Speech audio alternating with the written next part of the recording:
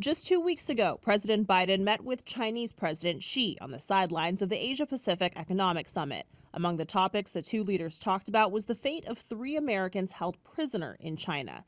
Today, the White House says Mark Swidan, Li and John Leung are now free men thanks to a prisoner swap. The 3 Americans released in exchange for unidentified Chinese nationals in U.S. custody. Mark Swidan from Houston, Texas, in a Chinese prison for more than a decade and facing execution. Arrested and sentenced to death in 2012 on drug charges. The U.S. considered him wrongfully detained. The world can see that the Chinese Communist Party is trying to use hostages and hostage-taking as a tool of statecraft.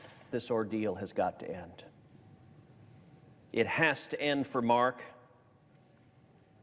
It has to end for his mother.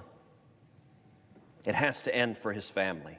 Li, a Chinese immigrant from New York, detained in Shanghai in 2016, accused of spying. John Leung also convicted on espionage charges and sentenced to life in prison.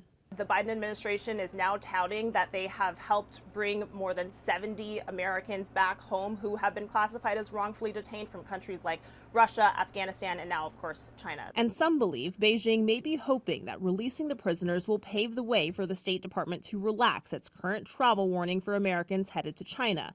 For President Biden, a chance to point to a rare diplomatic agreement with China as part of his legacy.